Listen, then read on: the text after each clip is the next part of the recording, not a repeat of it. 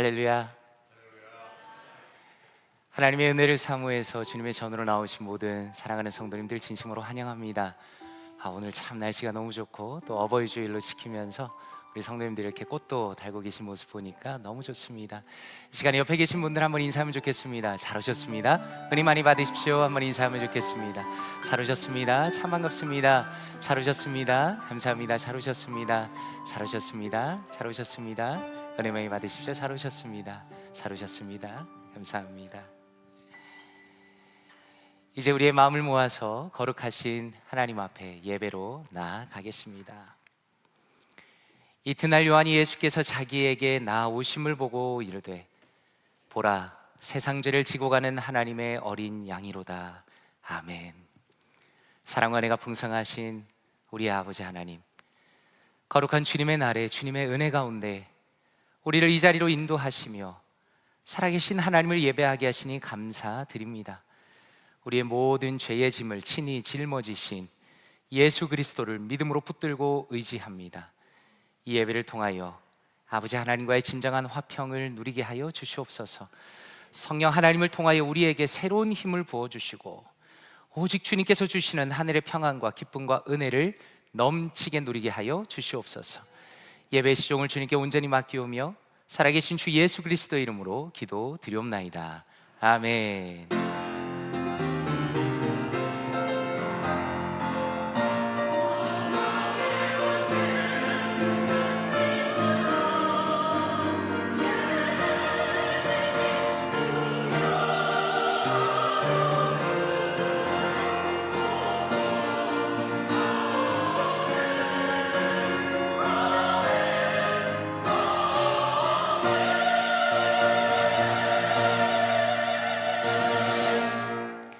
함께 자리에서 일어나시겠습니다. 찬송가 15장 하나님의 크신 사랑 함께 찬양드립니다.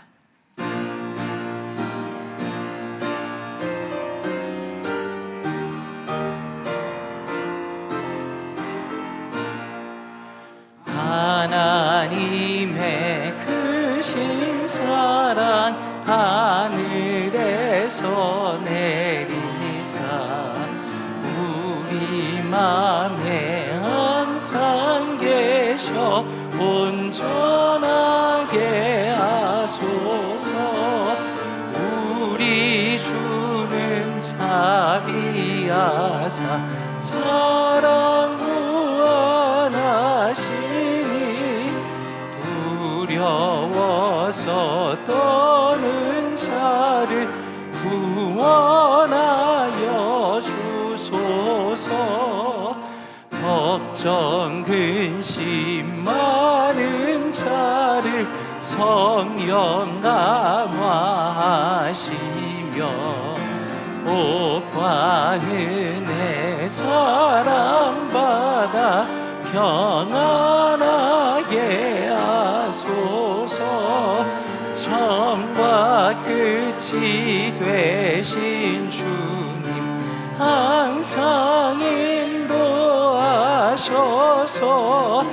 마귀 유혹하는 것을 속히 끊게 하소서. 전능하신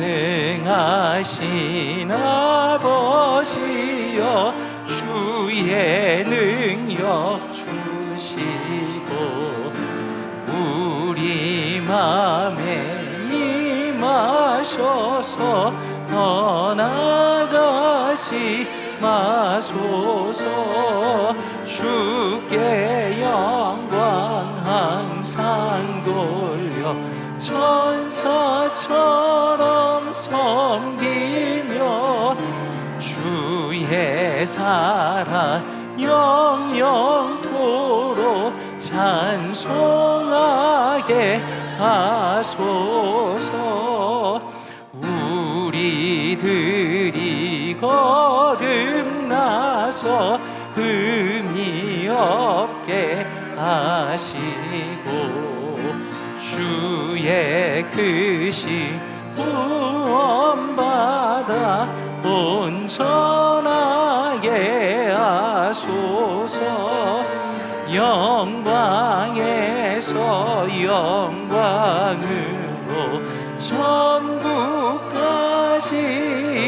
이르러 그 신사랑 감격하여 경배하게 하소서. 아멘.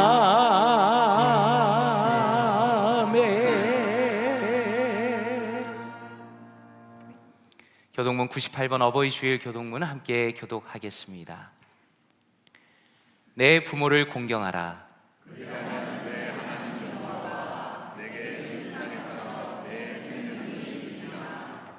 내 아들아, 내 아비의 훈계를 들으며 내 어미의 법을 떠나지 말라. 내 머리에 아름다운 관이요 내 목에 금사슬을 이라. 너를 낳은 아비에게 청종하고 내 늙은 어미를 경히 여기지 말지니라. 내 부모를 즐겁게 하며 너를 낳은 어미를 기쁘게 하라. 자녀들아, 주 안에서 너희 부모에게 순종하라. 이것이 옳으니라. 내 아버지와 어머니를 공경하라. 이것은 약속이 있는 첫 계명이니 이로써 내가 잘되고 땅에서 장수하리라. 아멘. 사도신경으로 우리의 신앙을 함께 고백하도록 하겠습니다.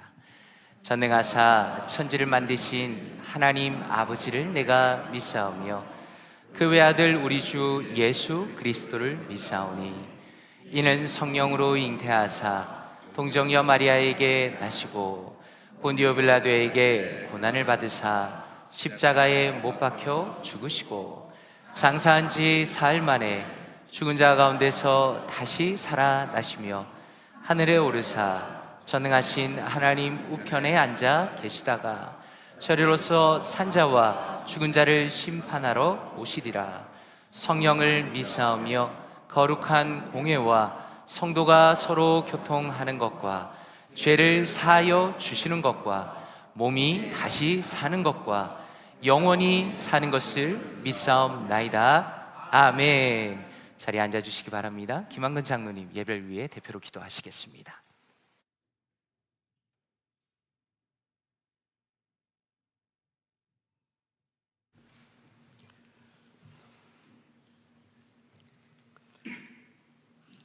우리들을 구원하신 아버지 하나님, 주님의 측량할 수 없는 사랑으로 지금까지 우리를 인도하신 은혜에 감사를 드립니다.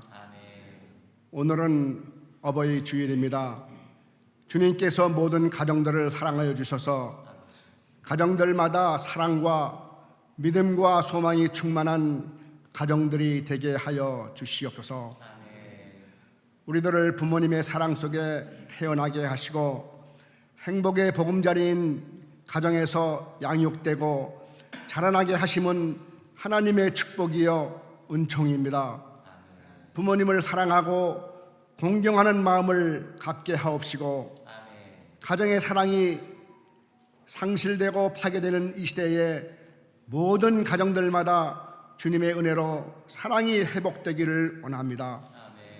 우리 모두가 부모에게 효를 다하는 자녀들이 되게 하여 주시옵소서. 부모님들이 베풀어 주신 사랑으로 자녀들을 대하게 하시고 부모님의 마음을 헤아리게 하여 주시옵소서. 주님의 사랑과 은총이 가득한 모든 가정이 되게 하여 주시옵소서. 주님의 교회 성도들이 가정마다 사랑이 넘치게 하옵시고 가족을 위하여 기도하며 섬기는 삶을 살게 하여 주시기를 원합니다. 모든 가정마다 사랑이 회복되어 주님의 인도하심 속에 살게 하여 주시옵소서. 사랑의 아버지 하나님, 아직 주님을 알지 못하고 영접하지 못한 가족들이 있다면 더욱더 삶의 모범을 보여 전도하게 하옵시고 이를 위해 늘 기도하는 간구에 응답하여 주시옵소서. 모든 가정들마다 주님의 사랑과 축복이 가득하여 서로 위로하고 격려하고 아껴주는 마음이 넘치게 하여 주시옵소서. 평안이 가득하여 주시옵소서. 날마다 주님의 영광을 드러내며 주님 말씀 안에서 승리하는 가정들이 되기를 원합니다. 이 땅의 모든 어버이들을 사랑하시고 축복하여 주사 구원받게 하여 주시옵소서. 5월 12일 화요일 본교회 어르신들이신 사랑전도 회원들의 범소품을 준비하고 있습니다. 준비하는 모든 일들이 차질없게 하여 주시고 가고 오는 길 주님 함께 하시어 안전하게 잘 다녀오실 수 있도록 인도하여 주시옵소서. 보이지 않는 곳곳에서 봉사하는 손길도 많이 있습니다. 주님 다 아시오니 축복하여 주시고 늘 함께하여 주시옵소서.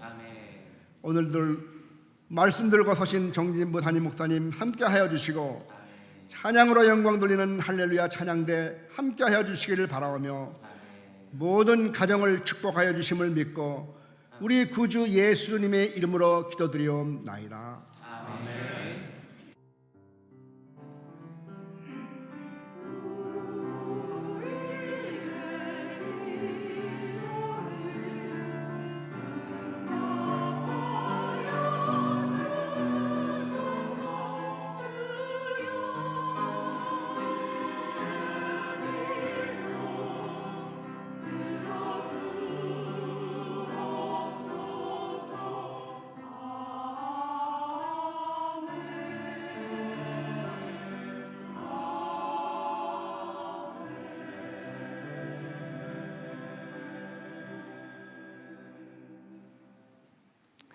다 함께 자리에서 일어나시겠습니다. 찬송가 50장 1절 부르시면서 준비하신 예물 하나님 앞에 올려드리겠습니다.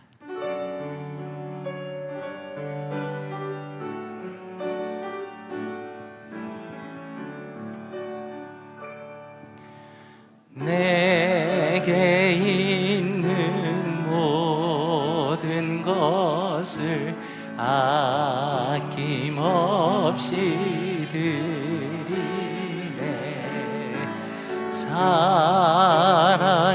사랑하고 의지하며 주만 따라가리라. 주께 드리네 주께 드리네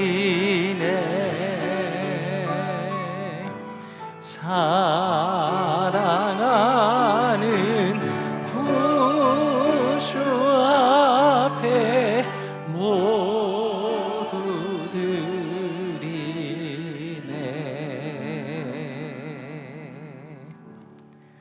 사랑과 은혜가 풍성하신 아버지 하나님, 지난 한 주간도 우리를 신실하게 지키시고 돌보시며 주님의 사랑과 은혜로 붙들어 주심에 감사드립니다.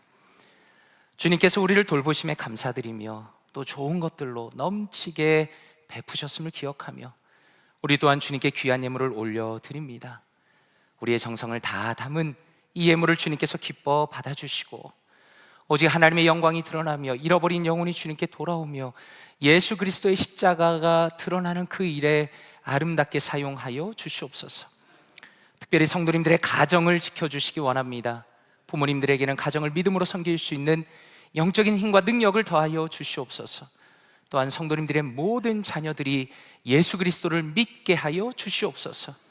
온 가족이 예수 그리스도 안에서 온전히 하나가 되게 하시며 주님께서 친히 내려주시는 행복과 기쁨으로 넘치게 채워 주시옵소서. 이 모든 말씀을 존귀하신 주 예수 그리스도의 이름으로 기도드리옵나이다.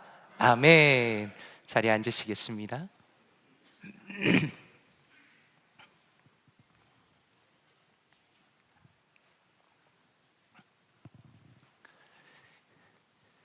교회 앞에 교회 소식 말씀드리도록 하겠습니다. 우리 장로님 기도해 주신 것처럼 사랑전도회 소풍이 이번 주 화요일에 있습니다. 화요일 오전 10시에 교회에서 출발할 예정입니다.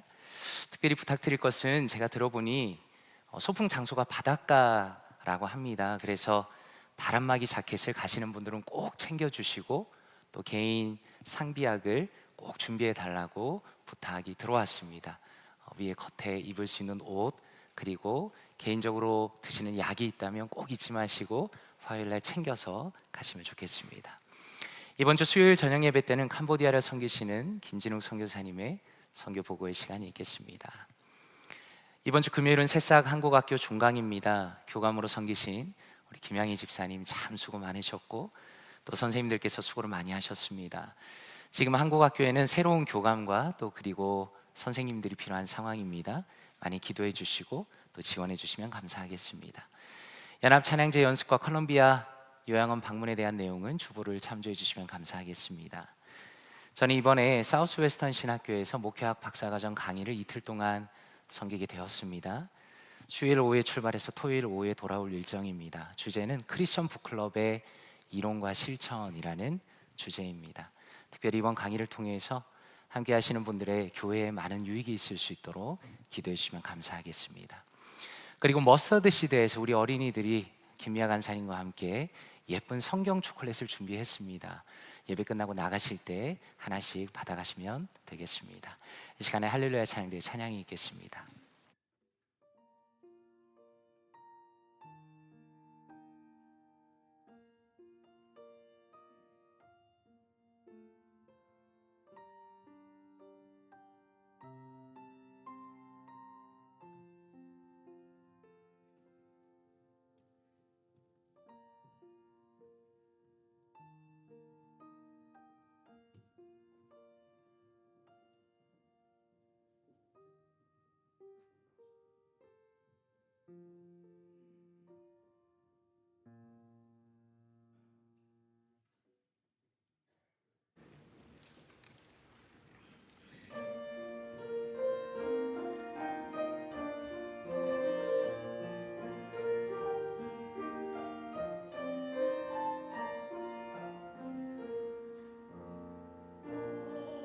어머니의 넓은 사랑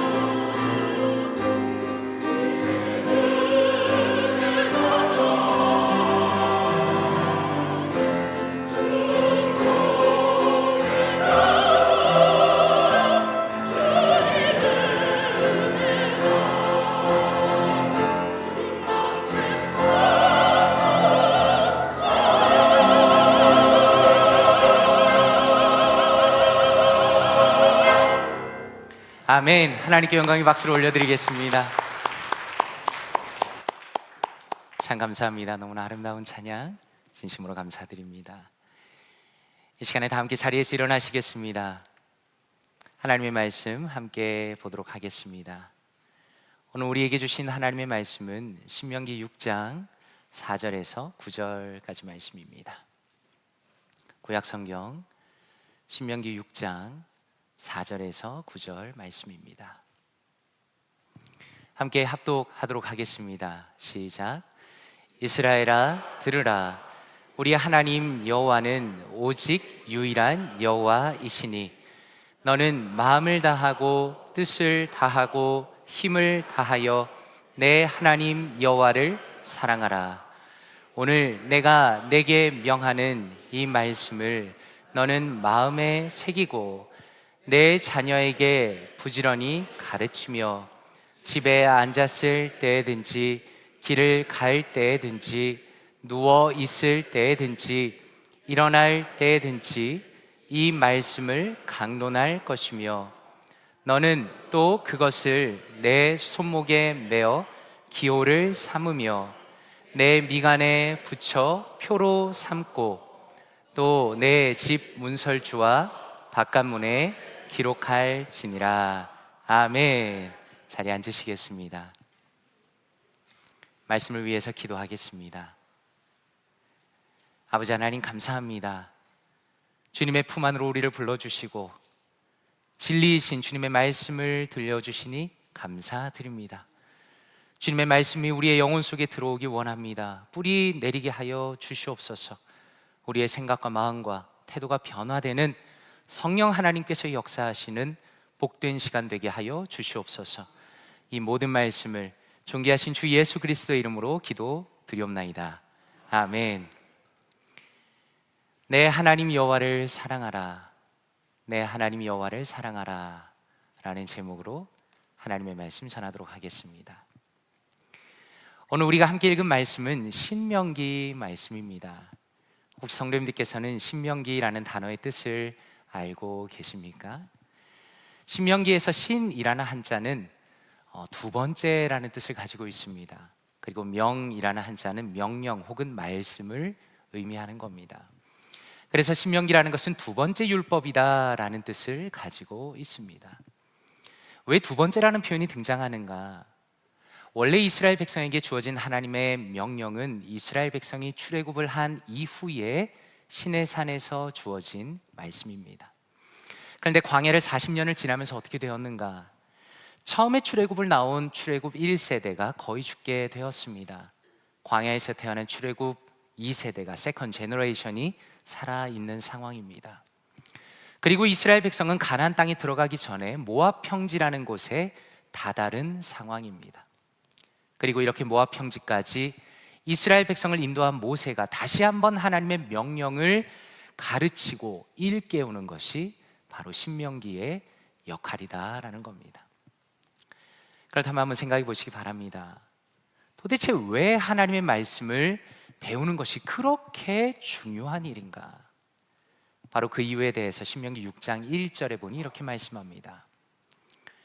이는 곧 너희의 하나님 여호와께서 너희에게 가르치라고 명하신 명령과 규례와 법도라.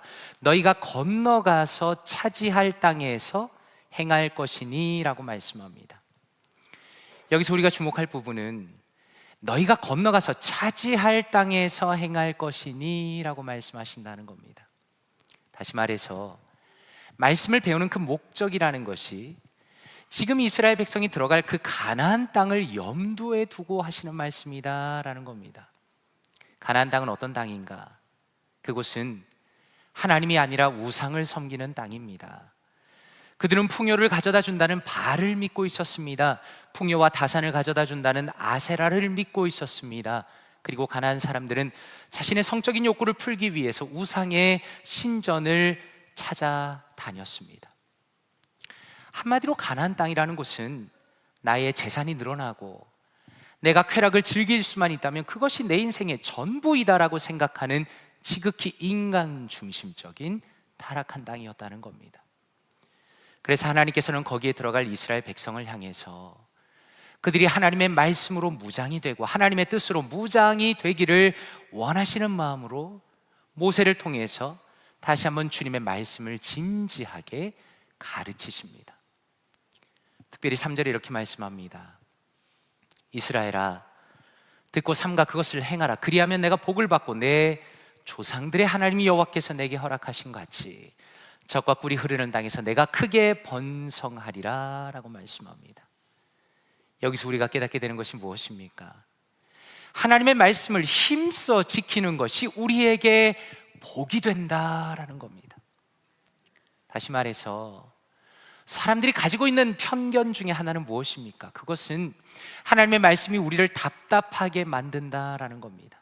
말씀이 나를 얽어맨다라고 생각한다는 겁니다. 내가 내 마음대로 행동할 수 없게 만든다라고 생각한다는 겁니다.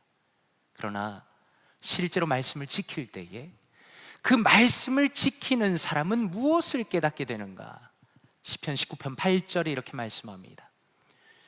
여호와의 교훈은 정직하여 마음을 기쁘게 하고 여호와의 계명은 순결하여 눈을 밝게 하시도다 라고 말씀합니다. 무슨 의미입니까?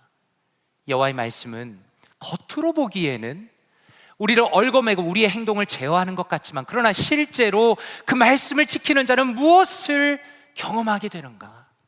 하나님이 주시는 놀라운 기쁨을 경험하게 된다는 겁니다. 세상에서 다양한 즐거운 일을 할 때는 절대로 경험할 수 없는 우리의 영혼의 가장 깊은 곳에서부터 솟아나오는 강력한 영적인 기쁨을 경험하게 된다는 것을 말씀을 통해서 알려주십니다.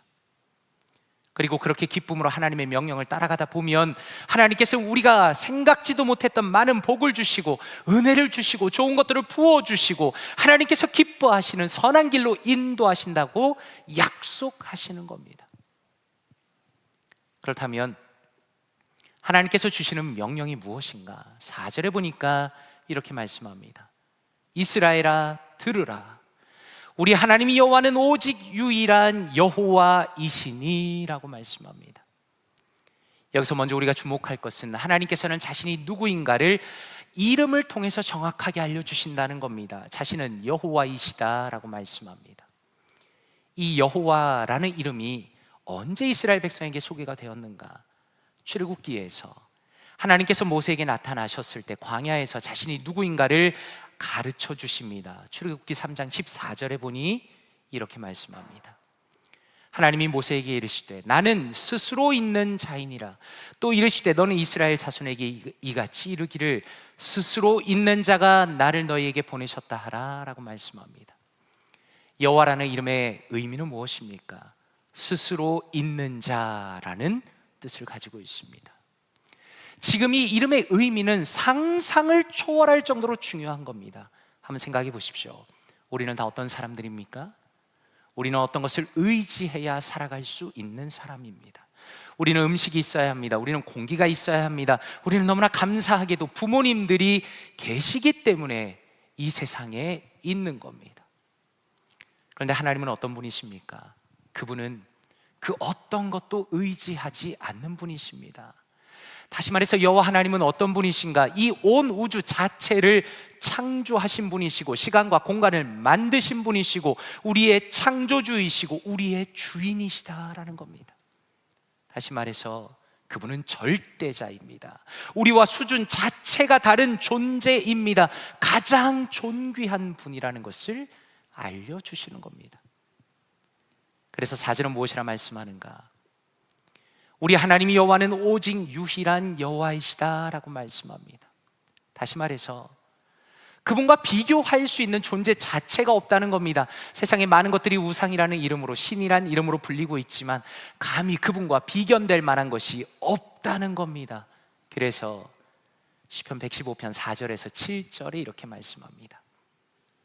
그들의 우상들은 은과 금이요 사람이 손으로 만든 것이라. 입이 있어도 말하지 못하며 눈이 있어도 보지 못하며 귀가 있어도 듣지 못하며 코가 있어도 냄새 맡지 못하며 손이 있어도 만지지 못하며 발이 있어도 걷지 못하며 목구멍이 있어도 작은 소리조차 내지 못하느니라 라고 말씀합니다. 저는 이 말씀을 읽을 때마다 마음의 통쾌함과 새로운 깨달음이 있습니다. 너무나 맞는 말씀입니다. 사람들이 우상이라고 세워놓은 모든 것들은 어떤 것입니까? 사람들이 자기 손으로 그것을 만든다는 겁니다. 그래서 우상들은 그저 세워진 조각에 불과하다는 겁니다. 그런데 어떻게 그런 것들을 신이라고 부를 수가 있겠습니까? 그래서 모세는 오늘 말씀에서 분명하게 가르칩니다. 오직 여호와 하나님 한 분만이 유일한 여호와이시다. 오직 그만이 하나님이시고 절대자이시고 우리의 주인이시며 우리의 구원자이시다라고 분명히 선언하는 겁니다. 그리고 이어지는 말씀이 무엇인가? 5절에 이렇게 말씀합니다. 너는 마음을 다하고 뜻을 다하고 힘을 다하여 내 하나님 여호와를 사랑하라 라고 말씀합니다. 성도님들께서는 이 말씀을 읽으시면서 어떤 느낌이 드십니까? 저는 이번에 말씀을 묵상하면서 깨달은 것은 가치 있는 대상을 사랑하는 것이 얼마나 복된 일인가, 사랑받기 합당하신 여호와 하나님을 사랑하는 것이 얼마나 행복하고 귀하고 아름다운 일인가를 다시 한번 생각하게 되었습니다. 성도님들께서는 로맨스 스캠이라는 이야기를 들어보셨는지 모르겠습니다. 로맨스 스캠이라는 것은 누군가로부터 이메일이 오는 겁니다. 그런데 그 사람은 자기를 소개하기를 자신은 굉장히 멋있고 유명하고 또 돈이 많은 사람이라고 이메일로 소개한다는 겁니다. 그리고 편지를 받은 사람에게 말하기를 나는 당신이 너무나 마음에 들고 당신을 사랑하고 가까이 하고 싶다라고 말하면서 빠르게 그 사람의 감정을 장악해 나가는 겁니다. 그리고 시간이 좀 더 지나면 여러 가지 이유를 대면서 돈을 받기 시작합니다. 그리고 결국에는 그 사람은 큰 피해를 입게 됩니다. 생각해보면 굉장히 우습게 들릴 수도 있겠지만 2021년 미국을 기준으로 로맨스 스캠의 피해를 신고한 사람이 거의 6만 명입니다. 피해액이 5억 달러에 가깝다라고 합니다. 한마디로 우리가 어떻게 이해할 수 있겠습니까? 상상도 할 수 없을 정도로 많은 사람들이 잘못된 사람을 만나 사랑에 빠진다는 겁니다. 사랑에 빠져서는 안 되는 대상을 만난다는 겁니다. 그 사람은 도둑이고 사기꾼인데 그것을 알지 못하고 마치 그 사람에게 내 인생을 다 걸어도 되는 것처럼 착각하다가 인생을 망치는 경우가 허다없다라는 겁니다. 그런 면에서 지금의 이 5절의 말씀은 너무나 중요한 말씀입니다. 하나님께서 왜 우리에게 이렇게 자신을 사랑하라고 요구하십니까? 왜 우리의 전 존재를 다해서 하나님을 사랑하라고 말씀하십니까? 그것은 온 우주를 통틀어서 그렇게 나의 전부를 걸고 사랑할 수 있는 대상, 그 합당한 대상은 여호와 하나님 한 분밖에 없기 때문입니다. 그분은 가장 거룩한 분이십니다. 우리의 사랑을 받기에 합당하신 분이십니다. 우리는 그분의 놀라운 은혜를 이미 받았습니다. 그러므로 우리의 사랑을 받기에 합당하신 분은 여호와 하나님 한 분밖에 없는 겁니다. 요한일서 4장 9절에서 10절에 이렇게 말씀합니다. 하나님의 사랑이 우리에게 이렇게 나타난 바 되었으니 하나님이 자기의 독생자를 세상에 보내심은 그로 말미암아 우리를 살리려 하심이라.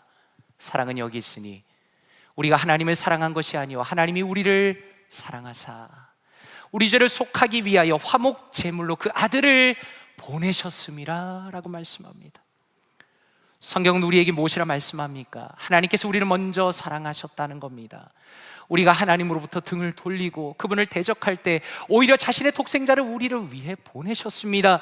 예수 그리스도의 몸을 다 찢으셨습니다. 우리의 모든 죄의 대가를 하나님이 친히 다 감당하셨다고 말씀하시는 겁니다. 그러므로 우리가 하나님을 사랑한다는 것은 의무가 아니라 당연한 것입니다. 하나님께서 우리에게 베풀어 주신 것에 비하면 아무것도 아닙니다. 그분을 위해서 우리의 인생의 모든 것을 다 사용한다 해도 우리는 결코 잃을 것이 없는 겁니다. 오히려 여호와 하나님을 나의 주인으로 모시는 것이야말로 내 인생이 풍족해지고 복을 받고 은혜를 누리게 되는 유일한 길이라는 것을 분명하게 말씀하는 겁니다. 그렇다면 도대체 사랑이라는 것을 구체적으로 어떻게 표현할 수 있을까요? 이 부분은 사랑이라는 단어를 추적해 보면 우리가 더 깊이 이해할 수가 있습니다. 혹시 성도님들께서는 사랑이라는 말이 성경에 언제 처음 등장하는지 아십니까? 창세기 22장 2절에 보면 이렇게 말씀합니다. 여호와께서 이르시되 내 아들 내 사랑하는 독자 이삭을 데리고 모리아 땅으로 가서 내가 너에게 일러준 한 산에 가서 그를 번제로 드리라 라고 말씀합니다. 하나님께서 이삭을 표현하실 때 무엇이라고 아브라함에게 말씀하시는가? 너의 사랑하는 독자이다 라고 말씀합니다. 우리가 기억하는 것처럼 아브라함이 이삭을 100세에 낳았습니다. 한번 생각해 보십시오. 이삭이 아브라함에게 어떤 존재였겠습니까? 말 그대로 이삭은 아브라함에게 전부입니다. 아브라함의 마음을 가득 채우고 있는 것은 이삭입니다.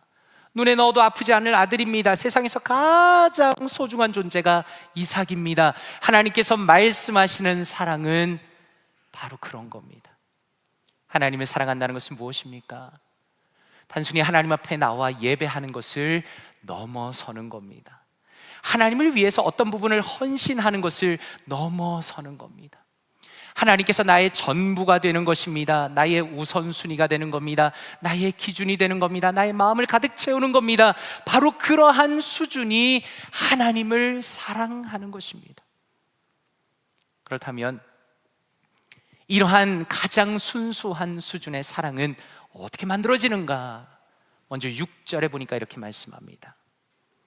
오늘 내가 너에게 명하는 이 말씀을 너는 마음에 새기고 라고 말씀합니다. 하나님께서는 여호와를 사랑하라 라는 그 말씀을 우리의 마음에 새기라 라고 말씀합니다. 마음에 새긴다는 것은 무엇입니까? 하나님의 말씀을 진지하게 그리고 가장 소중하게 받아들이라는 겁니다.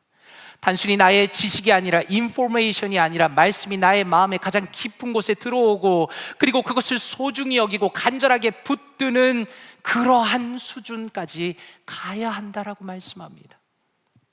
그래서 저는 신앙의 성숙이 무엇입니까? 라고 누군가 물어본다면 말씀을 진지하게 받아들이는 것이 진정한 성숙이다라고 말씀드리고 싶은 겁니다. 그래서 저는 성도님들께 이렇게 여쭙고 싶습니다. 우리는 얼마나 말씀을 진지하게 받아들이고 있는가라는 겁니다. 하나님의 말씀을 진지하게 받아들인 대표적인 예는 종교개혁자 마틴 루터라고 말할 수 있습니다. 마틴 루터가 종교개혁을 일으킬 때 한 유명한 말이 이것입니다. 그는 재판의 장소에서 자신의 모든 저작과 자신의 신앙을 포기하라고 요구를 받을 때 이렇게 말합니다.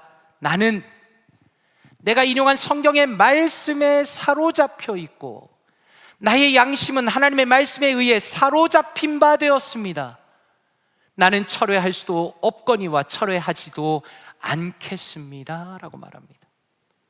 한마디로 루터가 무너진 교회를 개혁할 수 있었던 유일한 동기는 말씀에 대한 확신, 말씀에 대한 진지함, 말씀으로 붙들어진 그의 심령 때문이었습니다. 그래서 우리는 스스로에게 질문할 때 나는 과연 하나님의 말씀에 온전히 사로잡혀 있는가라고 질문하게 되는 겁니다. 히브리서 4장 12절에 이렇게 말씀합니다. 하나님의 말씀은 살아있고 활력이 있어 좌우의 날선 어떤 검보다 예리하여 혼과 영과 및 관절과 골수를 찔러 쪼개기까지 하며 또 마음의 생각과 뜻을 판단하나니 라고 말씀합니다. 여기서 우리가 주목할 것은 하나님의 말씀은 살아서 운동력이 있습니다. 그리고 그 읽은 사람의 마음 안에서 역사한다는 겁니다. 사실은 참으로 안타까운 경우는 무엇인가? 말씀을 읽고 들으면서 그 말씀이 자신의 마음 안에서 움직이는 것이 아니라 그 말씀으로 다른 사람을 판단하고 고치려 한다라는 겁니다. 그러나 근본적으로 하나님의 말씀의 역사는 어디에서 일어나는가? 하나님의 말씀을 듣는 바로 그 사람의 그 마음의 중심에서 일어난다는 겁니다.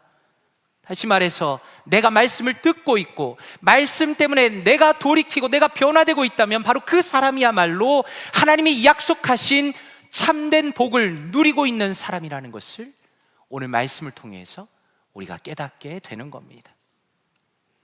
바로 이러한 모습으로 말씀을 마음에 새기는 것이 하나님을 사랑하게 되는 첫 번째 방법이라면 두 번째는 무엇인가? 7절에 이렇게 말씀합니다. 내 자녀에게 부지런히 가르치며 집에 앉았을 때든지 길을 갈 때든지 누워 있을 때든지 일어날 때든지 이 말씀을 강론할 것이며 라고 말씀합니다. 여기 우리의 가정이 등장합니다. 오늘은 우리가 어버이 주일로 지킵니다. 우리 대부분이 부모이기 때문에 우리가 자녀가 있고 가정이 있습니다. 하나님께서 우리에게 무엇을 요구하시는가? 우리의 가정이 하나님의 말씀으로 바로 서야 한다고 말씀합니다. 그리고 그 말씀을 가르치는데 언제 가르쳐야 하는가? 집에 앉아 있다가 혹은 길을 가다가 혹은 누워 있을 때 혹은 일어날 때 언제든지 시시때때로 틈이 날 때마다 이 말씀을 강론해라 라고 말씀하십니다. 뉴스를 찾아보니까 이런 기사를 발견할 수 있었습니다. 한국에서 성인들을 대상으로 대화에 대한 설문조사를 했습니다.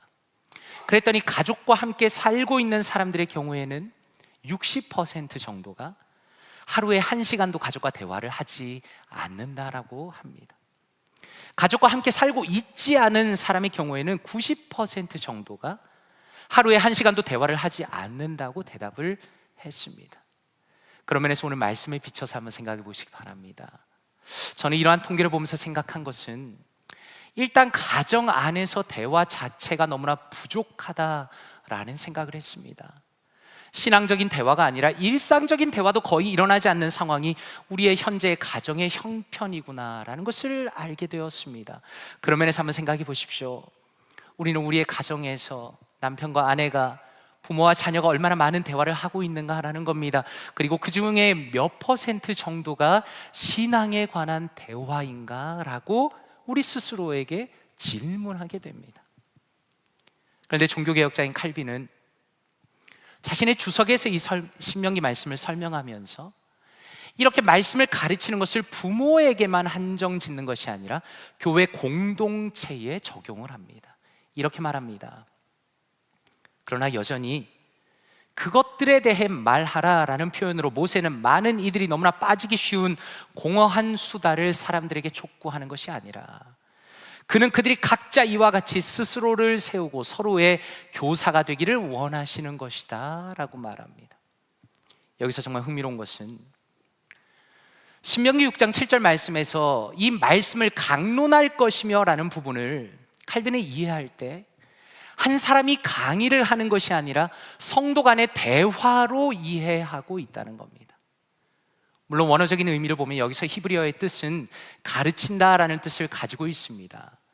그런데 칼빈이 설명하는 것은 말씀을 가르치는 것의 의미가 넓어지고 확장되면 단순히 한 사람이 말씀을 가르치는 것만이 아니라 말씀을 놓고 서로가 대화하는 것임을 분명히 말한다는 겁니다.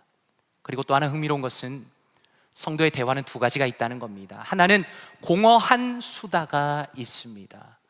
또 다른 하나는 하나님의 말씀을 나누는 대화가 있다는 겁니다.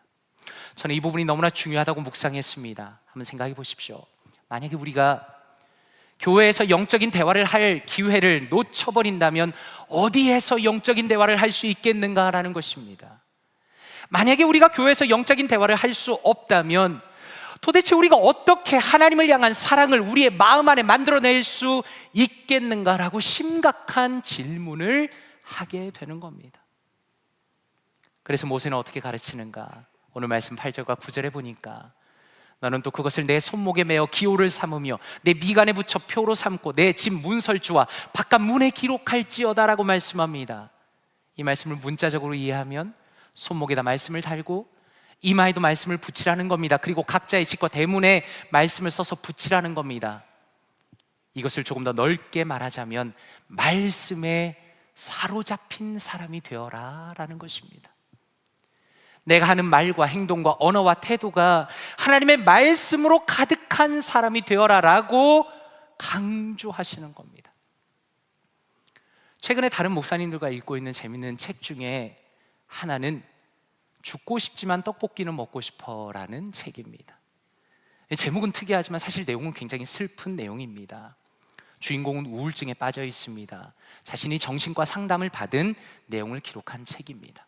그런데 그 주인공이 주로 하는 것 중에 하나가 무엇인가? 자신의 대화를 녹음을 하는 겁니다.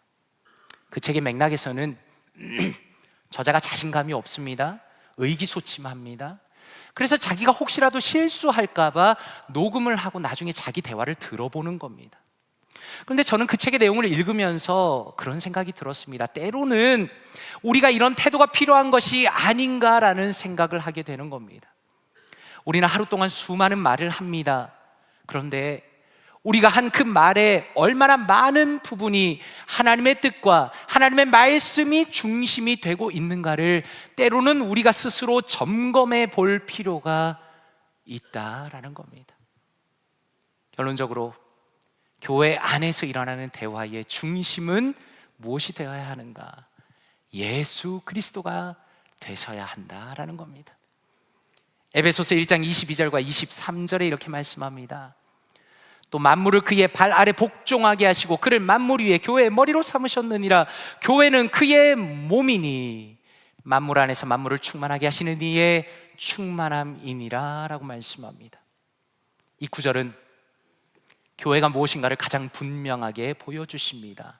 예수 그리스도는 어떤 분이십니까? 그분은 죽음의 권세를 이기셨습니다. 성부 하나님께서는 예수 그리스도 앞에 만물을 복종하게 하시고 예수 그리스도를 교회의 머리가 되게 하셨습니다. 교회의 주인은 누구십니까? 예수 그리스도이십니다. 그분은 우리의 구원자입니다. 그분은 우리의 주인입니다. 그분의 은혜와 그분의 구원과 그분의 뜻과 그분의 비전을 우리는 끊임없이 말하고 대화하고 서로 나누고 그것이 교회의 중심이 되어야 한다는 겁니다. 그래서 에베소서 4장 29절은 이렇게 말씀합니다. 무릇 더러운 말은 너희 입 밖에도 내지 말고 오직 덕을 세우는데 소용되는 대로 선한 말을 하여 듣는 자들에게 은혜를 끼치게 하라라고 말씀합니다. 다시 말해서 우리가 성경 전체의 말씀 안에서 분명하게 보는 것이 무엇입니까? 한 사람의 언어, 공동체의 언어가 너무나 중요하다는 겁니다. 예수 그리스도 중심으로 이루어지는 공동체의 그 대화가 사람들의 마음 가운데 하나님을 향한 진실한 사랑을 만들어낸다는 겁니다. 그래서 사도 바울은 덕을 세우는데 소용되는 선한 말을 하라라고 말씀합니다. 여기서 덕을 세운다는 것은 누군가에게 힘이 되고 영적인 유익이 되는 말을 의미합니다. 이번에 성도님들께서 들으신 것처럼 김동숙 권사님께서 수술을 받으셨습니다. 심장혈관 3군데가 막혔습니다. 너무 상황이 안 좋아서 가슴을 개복하고 수술을 받으셨습니다. 연세가 있으셔서 염려가 많이 되었습니다. 수술이 끝나고 병실로 가서 찾아뵈었는데 제가 그 시간에 권사님과 나눈 대화가 정말 의미가 있고 행복한 대화였습니다. 권사님, 좀 기분이 어떠세요? 라고 여쭤봤습니다. 그랬더니 권사님께서 이렇게 저에게 말씀을 해주십니다. 목사님, 하나님께서 저를 살리셨습니다. 제 육신이, 손을 가리키면서 제 육신이 흙에 불과한데 하나님께서 이번에 저의 생명을 연장해 주셨습니다. 아직 하나님을 위해서 제가 할 일이 더 많이 남아있다는 것을 깨달았습니다 라고 말씀하는 겁니다. 그런데 그 연세 드신 분이 이 말씀을 한 번만 저에게 하신 것이 아니라 병실에서 대화를 나누는 동안 여러 번 똑같이 말씀하시는 겁니다. 다시 말해서 그냥 저에게 듣기 좋으라고 목사니까 하는 말씀이 아니라 정말 자신의 마음의 중심에서 만들어진 자신의 신앙의 결단을 이야기하신 겁니다. 참 신기한 것은 권사님이 그 이야기를 듣는데 제 마음이 밝아지는 것을 느꼈습니다. 권사님의 그 신앙의 고백이 저의 영혼에 달콤한 영양분이 된다고 느꼈습니다. 하나님을 향한 사랑을 제 마음 안에서 더 견고하게 만들어낸다는 것을 느꼈습니다. 병실에서 나눈 대화였는데 천국에서 나누는 대화처럼 느껴졌습니다. 돌아오는 시간 내내 마음이 너무나 행복하고 즐거웠습니다. 말씀을 맺기를 원합니다. 하나님께서는 예수 그리스도의 보혈의 공로를 통하여 나 같은 죄인을 용서하시며 존귀한 주님의 자녀로 받아주시며 우리를 주님의 몸된 교회로 만드셨습니다. 하나님께서 우리에게 원하시는 가장 중요한 한 가지는 오직 여호와 하나님 한 분만을 사랑하는 것입니다. 그리고 그 사랑을 만들어내기 위해서는 우리의 마음에, 우리의 가정에, 우리의 교회 가운데 말씀이 중심이 되어야 합니다. 하나님의 은혜와 하나님의 사랑과 하나님의 능력에 대하여 우리의 대화 속에 적극적으로 나누라고 말씀하십니다. 그러므로 간절히 바라기는 우리의 가정과 교회, 그 모든 상황 속에서 오직 말씀으로 세워가시는 사랑하는 모든 성도님들 되시기를 주님의 이름으로 축원드립니다. 각자의 마음에 하나님의 말씀을 가장 진지하게 품고 말씀을 서로에게 나누고 하나님의 은혜를 누리면서 아름다운 주님의 교회를 힘있게 이루어가시는 모든 사랑하는 볼티모어 교회 성도님들 되시기를 주님의 이름으로 축원드립니다. 함께 기도하겠습니다. 말씀을 묵상하시면서 기도하기 원합니다. 아버지 감사합니다. 예수 그리스도의 은혜로 주님의 자녀 삼아주시고 주님의 몸된 교회에 속하게 하시니 감사드립니다. 주님께서 저에게 베풀어 주신 은혜를 더 깊이 알아가게 하시며 더욱 풍성한 감사와 찬양이 넘치게 하여 주시옵소서. 또한 기도하실 때 아버지 하나님 말씀 앞에 진지한 사람 되기 원합니다. 저의 마음과 저의 가정과 우리 교회 가운데 말씀으로 역사하여 주시고 특별히 우리 교회에서 일어나는 모든 대화 속에서 말씀의 은혜를 넘치게 하여 주시옵소서. 이 시간에 통성으로 기도합니다. 기도하겠습니다. 하나님 아버지 감사합니다. 하나님 감사합니다. 하나님께서 우리에게 은혜를 베풀어 주시며 예수 그리스도 안에서 우리를 붙들어 주시며 하나님 주님 앞에 나와 주님의 사랑을 고백하며 주님의 말씀을 고백하며 하나님 주님의 은혜를 누리게 하시니 감사합니다. 하나님 말씀을 보면서 하나님의 사랑을 묵상하게 하시고 하나님의 은혜를 누리게 하시고 하나님 정말 우리가 이 자리에 나와서 하나님의 놀라운 사랑을 누리게 하시니 감사합니다. 모든 것은 하나님의 은혜입니다. 하나님 감사합니다. 찬양받기 합당하신 주님, 우리에게 모든 것을 허락하신 주님, 모든 사랑받기 합당하신 주님을 찬양합니다. 하나님 우리가 말씀을 볼 때마다 예배를 드릴 때마다 주님 앞에 나올 때마다 하나님께서 우리에게 얼마나 놀라운 은혜를 주셨는가를 하나님 깊이 알아가게 하여 주시옵소서. 깨닫게 하여 주시옵소서. 우리의 마음속에 주님의 은혜가 넘치게 하여 주시옵소서. 하나님 우리의 심령 속에 감사와 찬양이 넘치기 원합니다. 주님의 은혜에 깊이 들어가며 주님의 은혜를 깊이 묵상하며 하나님 그리하여 우리의 삶이 주님 안에서 더 놀라운 은혜를 누리는 복된 시간, 복된 성도 되게 하여 주시옵소서. 하나님 우리 각자가 말씀 앞에 진지한 사람이 되기 원합니다. 하나님 우리의 마음 가운데 우리의 가정 가운데 우리 교회 가운데 말씀으로 역사하여 주시옵소서. 하나님 특별히 우리 교회 가운데 우리 가정 가운데 일어나는 모든 대화 속에서 말씀의 은혜가 넘치게 하여 주시옵소서. 하나님의 역사가 드러나게 하여 주시옵소서. 하나님 향한 감사가 찬양이 드러나게 하여 주시옵소서. 하나님 그래야 우리가 가는 모든 곳이 천국이 되기 원합니다. 하나님의 은혜가 넘치기 원합니다. 하나님 은혜가 고백되는 우리가 되기 원합니다. 하나님 역사하여 주시옵소서. 은혜를 더하여 주시옵소서. 하나님 놀라운 역사가 우리의 심령과 우리의 가정과 우리의 교회 가운데 하나님의 말씀의 역사가 하나님의 은혜의 역사가 하나님 풍성하게 일어나도록 성령 하나님 우리 각자의 심령 가운데 각자의 마음 가운데 각자의 은혜 가운데 하나님 충만하게 역사하여 주시옵소서. 하나님 사랑하는 성도님들의 가정 가운데 특별히 은혜를 주시며 하나님 잃어버린 자녀들 믿음이 없는 자녀들에게 역사하여 주시고 그들이 다 주님 앞에 돌아올 수 있도록 하나님 역사하여 주시옵소서. 우리가 참으로 무시로 기도하며 간절히 기도할 때 우리의 가정 가운데 하나님의 은혜를 넘치게 부어 주시옵소서. 하나님 역사하여 주시옵소서. 은혜를 더하여 주시옵소서. 사랑 은혜가 풍성하신 아버지 하나님 감사합니다. 찬양받기 합당하신 주님, 우리의 모든 사랑을 받으시기에 합당하신 주님, 우리에게 놀라운 은혜를 이미 베푸신 주님, 주님 앞에 예배하며 찬양하며 주님 앞에 기도할 수 있는 놀라운 은혜를 허락하시니 감사드립니다. 하나님 우리가 예배를 드릴 때마다 말씀 앞에 설 때마다 기도할 때마다 하나님께서 우리에게 얼마나 놀라운 은혜를 베푸셨는가를 기억하게 하시며 오직 하나님 한 분만이 우리의 사랑을 받으시기에 합당한 분이라는 것을 매 순간마다 새롭게 깨달아 알 수 있도록 도와주시옵소서. 하나님 여기 사랑하는 모든 성도님들 말씀 앞에 진지한 사람 되기 원합니다. 우리의 마음에 우리의 가정과 우리의 교회 가운데 하나님의 말씀으로 역사하여 주시고 특별히 우리 교회에서 일어나는 모든 대화 속에서 말씀의 은혜가 넘치게 하여 주시옵소서. 하나님의 살아계심, 하나님의 역사하심, 하나님의 능력, 하나님의 긍휼, 하나님의 사랑, 하나님의 공의가 우리의 대화 속에 드러나게 하시며 그리하여 우리 볼티모어 교회는 오직 예수 그리스도께서 전적으로 다스리시는 아름다운 믿음의 공동체가 될 수 있도록 하나님 역사하여 주시옵소서. 이 모든 말씀 감사드리며 살아계신 주 예수 그리스도의 이름으로 기도드리옵나이다. 아멘. 다 함께 자리에서 일어나시겠습니다. 찬송가 559장 사철의 봄바람 불어있고 함께 찬양 드립니다.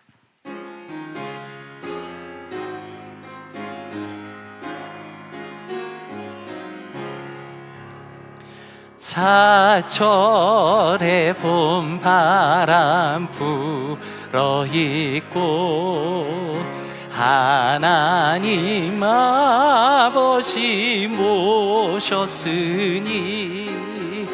믿음의 반석도 든든하다. 우리 집 즐거운 동산이라. 고마워라 임마누엘, 예수만 섬기는 우리 집. 고마워라 임마누엘, 복되고 즐거운 하루하루. 어버이 우리를 보이시고 동기들 사랑에 뭉쳐있고 기쁨과 서름도 같이 하니 한간의 조가도 천국이라. 고마워라 임마누엘, 예수만 섬기는 우리 집. 고마워라 임마누엘, 복되고 즐거운 하루하루. 아침과 저녁에 수고하여 다 같이 일하는 온 식구가 한 상에 둘러서 먹고 마셔. 여기가 우리의 낙원이라. 고마워라 임마누엘, 예수만 섬기는 우리 집. 고마워라 임마누엘, 복되고 즐거운 하루하루. 아멘.